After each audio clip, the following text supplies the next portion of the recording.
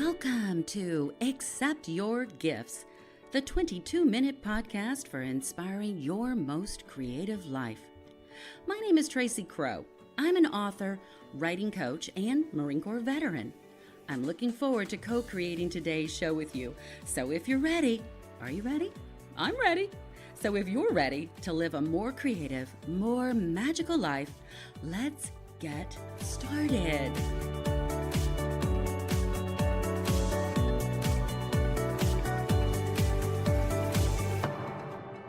As most of you know by now, Accept Your Gifts has taken a short production break.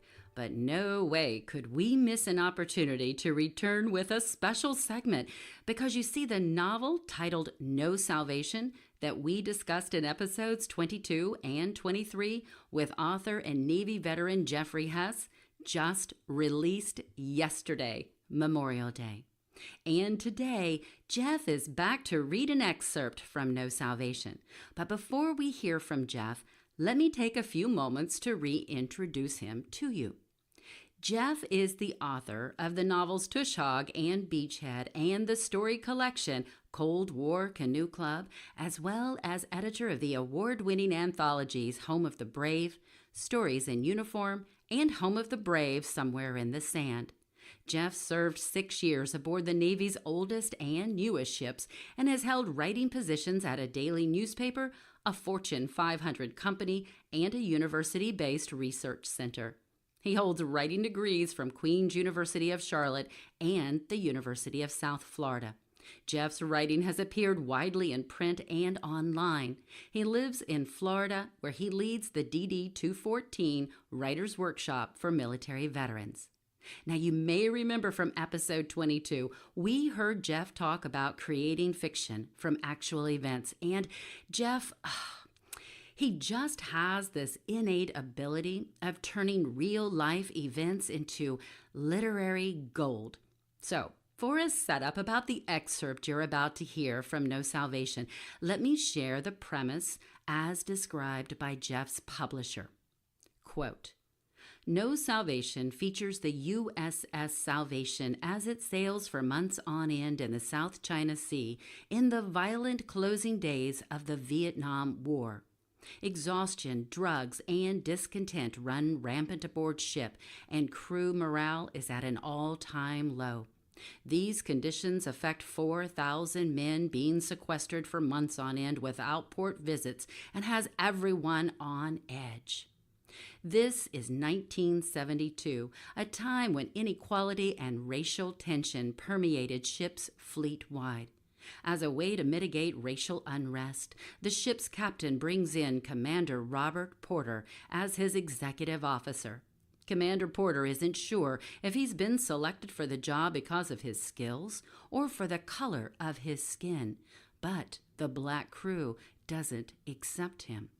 Amid rampant drug use and various forms of sabotage, the biggest challenge to the ship's performance and the crew's safety is a series of violent attacks made by planes launching from the flight deck. But more perilous are the racial tensions boiling below. Porter is uniquely positioned to save them all, but can he? And if so, at what cost? Unquote. By the way, to purchase your copy of No Salvation, just follow the link in the description of today's podcast. And now, here's author Jeffery Hess reading from No Salvation. Chapter 1. USS Salvation, CV-44, Yankee Station, Tonkin Gulf, October 31st, 1972. Of all the ways Commander Robert Porter had witnessed death, he never expected this. It was 0200. All lights aboard ship had been switched to red following taps 4 hours earlier. Porter double-timed it along passageways and down ladders and sprinted aft, all through the dim red glow that radiated off every pipe and cable run. Breath came easy and deep despite his heightened alertness. With each urgent step, the odors of wet iron and jet fuel made his mouth hot with the taste of rust. He slowed along the starboard passageway on the second deck, where broken glass crunched beneath his boots. Shadows in the red light played tricks. He stopped and leaned forward. Lengths of inch-and-a-half fire hose lay unspooled, their nozzles missing, as were various dogging wrenches, except for one sticking out of a fuel transfer gauge attached to a port side bulkhead. He cleared his throat of the rising heat. This main thoroughfare should have been wide open, with less than a third of the ship's crew awake to get in his way. "Make a hole," he called out, intent on resuming his pace. No one moved. Farther down the passageway, through the red glow, those crewmen were not milling about, but rather slumped along the deck, many motionless, with open wounds, leaking blood. Porter's stomach felt like it had been kicked, and his nervous eye twitched. There had been no alarm or missile impact, not even heavy seas, yet dozens of casualties surrounded him. Those who were able applied direct pressure or tourniquets. As he stepped over Seaman Runyon, a young striker from Postal, his boot slipped in a puddle of blood. Gravity almost dragged Porter to the deck with his wounded crewmen. The kid looked nearly unconscious, sprawled on the deck. "Someone apply direct pressure to the postal clerk's head," Porter called out. "Now." Despite blood pouring like hydraulic fluid from his scalp, Runyon's eyes opened in time to focus on Porter. The blood covering the kid's face made his skin look as dark as Porter's. Runyon waved an arm as if weakly mocking semaphore performed topside on the flight deck and signal bridge. Blood and confusion filled his face. "Mr. Porter, please," he called out. His head wound percolated into his mouth. "They ran aft." The way he said the word "they" made Porter's windpipe grow tight. He looked past the multitude of injuries, contusions, and smeared blood and wished it wasn't true. The red light obscured colors, but the contrast was plain enough. All the casualties were white. "Mr. Porter," Runyon called out in the voice that might not live through the night, "please, sir, make the other blacks stop." Porter's neck shivered beneath the weight of the kid's words. To keep himself upright, he reached out a hand to the yellow casing of an emergency light fixture. As an Airedale with a broken arm pulled his T-shirt over his head and used his good hand to staunch the blood flowing from his buddy's face, synapses in Porter's brain fired with the message to keep moving. First aid and mass casualties had procedures, but there was no script for being attacked from within. Nothing of the kind had been part of Porter's crisis at sea training. He had to keep going, despite the wet puzzlement on that postal clerk's face. Nervous energy propelled Porter faster despite the heaviness threatening to drag him to his knees. With each step, his stomach churned more. He wondered if the color of his own skin would help or hurt his efforts to restore calm aboard the ship. A dozen frames down the passageway, red lights made a tunnel leading to white lights. His eyes adjusted to the brightness the closer he got to the mess deck. The smell of blood mixed in the air with fumes of jet fuel, old coffee, body odor, pot smoke, and bad breath. Instead of the empty tables and chairs where 12,000 meals were eaten daily, Porter arrived in time to see a firefighting nozzle swung as a weapon from its brass handle. It shined in the light of fluorescent bulbs overhead as it spun midair toward a blond kid's head. "No!" Porter called out. The crowd buzzed with cheers and rage. Bulkheads vibrated with animosity. The kid had kneeled on the deck beside an ammo elevator, surrounded not by missiles or bombs, but by 150 black men, 151 counting Porter. They were in various degrees of uniform, some bare-chested with blood smeared on their faces, some with dilated pupils from smoking, snorting, or shooting smack, many others high from the fog of marijuana in the air. Their fists were still clenched. The blond kid's face bore wounds pounded and kicked into it earlier. As Porter noticed the hula girl tattoo on the kid's forearm and the anguish in his young eyes, that 10-pound nozzle struck the side of his blond head, ruptured skin, shattered bone across the eyes and the bridge of his nose, opened his skull like a can of dog food. Porter gagged low in his gut and covered his mouth with his fist. The kid's body slumped, and his shoulder hit the deck without sound. His head thudded wet upon impact. Porter's first instinct was to call for a corpsman, but it was already too late. During his career, Porter had dropped ordnance on villages, so death was nothing new to him. He'd made peace with it so he could have a chance of sleeping at night. but seeing something so senseless, so violent, up close and personal, made him want to vomit. No one spoke. The only sound was heavy breathing in an ice maker along the far bulkhead as it pulled water and coughed a handful of cubes into its gray storage bin. Halfway between that ice maker and Porter stood Rufus Applewhite, a pissed-off brother all of 20 years old, in a blood-stained T-shirt and faded dungarees, with a monkey fist keychain hanging out of his pocket. He dropped the nozzle. The brass thunked hard onto the deck. He walked toward Porter, his stare full of defiance. The black sailors shifted side to side, opened and closed their fists like athletes preparing to compete.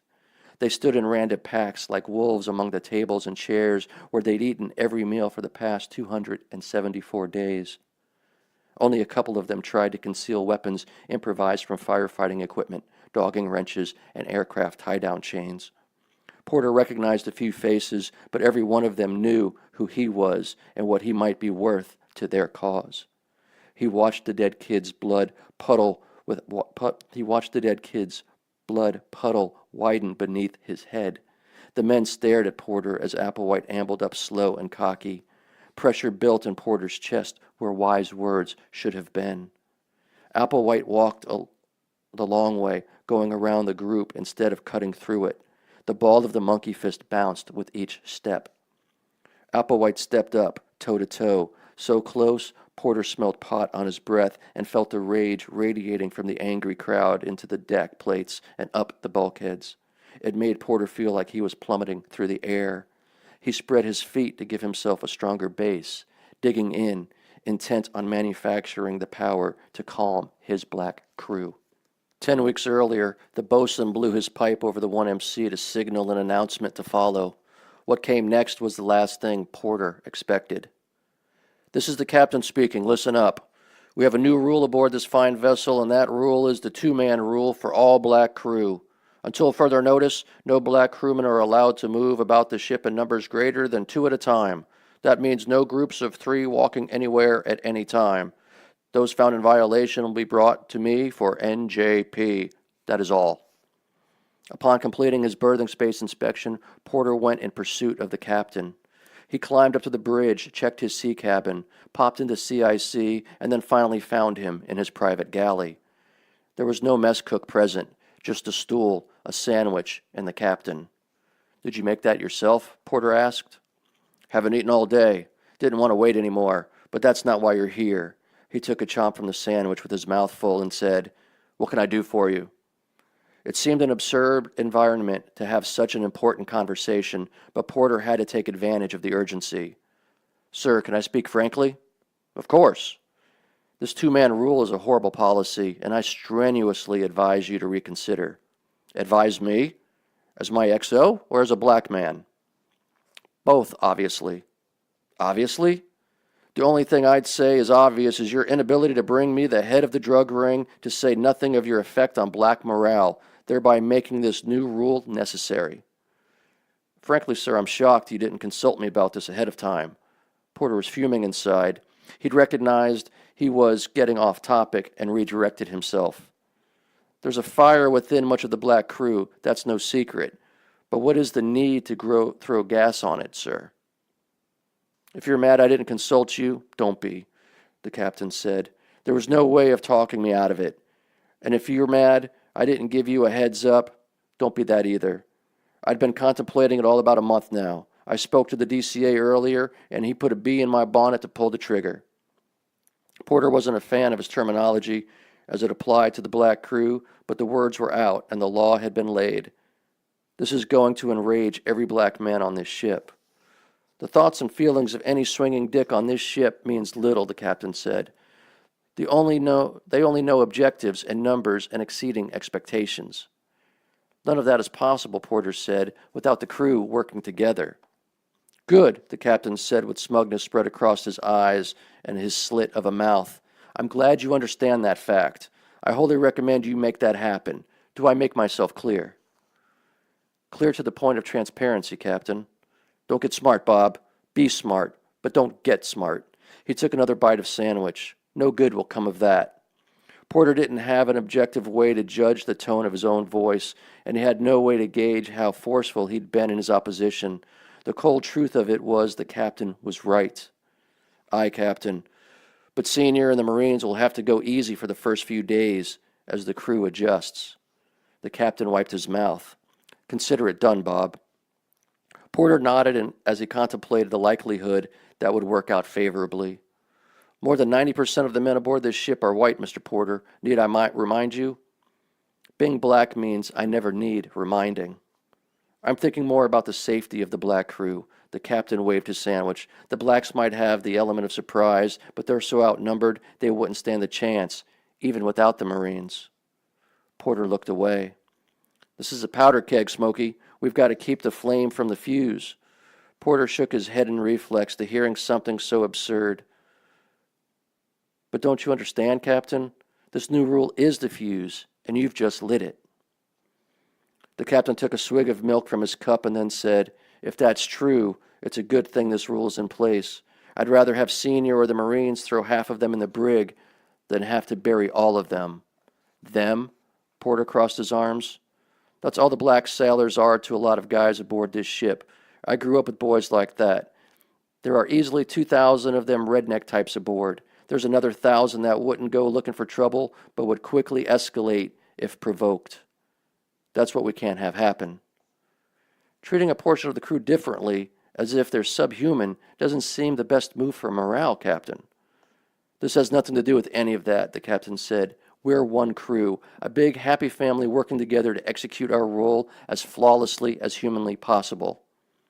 Have to maintain that and motivate all hands. Personally, insulting crewmen isn't the best way to reach those goals. You're not talking about the risk of hurt feelings, are you, Smokey? I don't care about hurt feelings. I'm just interested in operational excellence. Maintaining order is a huge step in that direction. That's all this is. Nothing personal to anyone. Porter stood there and absorbed it. Is there anything else? The captain asked with another wave of his half-eaten sandwich. With a head shake and a casual about face, Porter left. He took with him a taste like ammonia in the back of his throat and a feeling of bricks on his back. The brothers were outnumbered, but through vengeance and the element of surprise, they swung fists and weapons and dominated the berthing compartment. The unprepared white guys proved no match for the rampaging black crew who pulled guys out of their racks with a series of tugs, slugs, yanks, kicks, and punches. Applewhite left the Elvis-looking guy bleeding in his aisle. Applewhite's chest swelled with the satisfaction. Sirico would be pissed that the guy responsible for ratting on him had been dealt with, even though he would never make that mistake again. Applewhite's rage burned in his veins until he sprang into the main aisle, looking for other white skulls to crack. It no longer mattered if what they were doing was right or wrong. None of those white guys did anything to Applewhite, but they were all part of the system that made life more difficult than it needed to be for him and his brothers. He spit on mattresses and pillows as he passed, wiped his feet on blankets. He'd make every one of those white bastards pay if he could, even if that meant death. This was all one small step in that direction. Make Whitey pay, he yelled.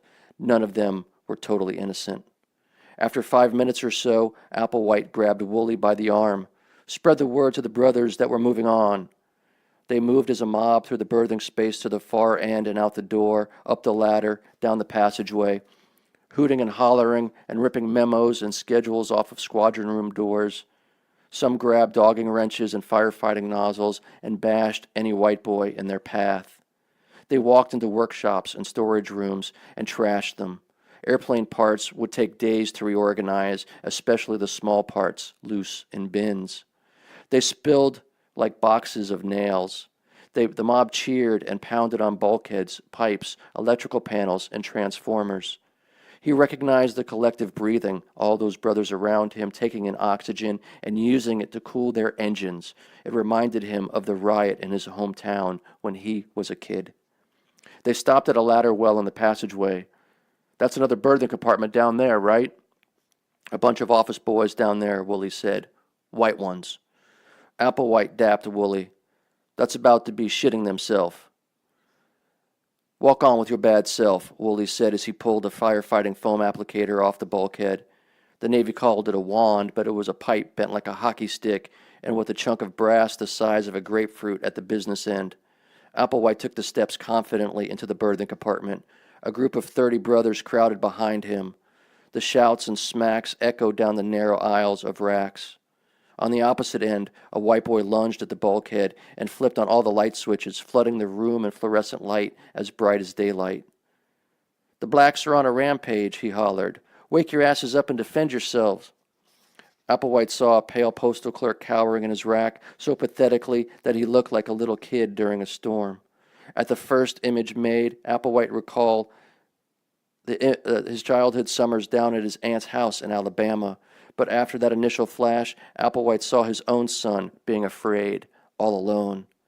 "It's your lucky day," he told the postal clerk, and then walked off, only to turn back and see Wooly holding onto the top rack for the leverage of getting enormous kicks into the postal clerk's bottom rack.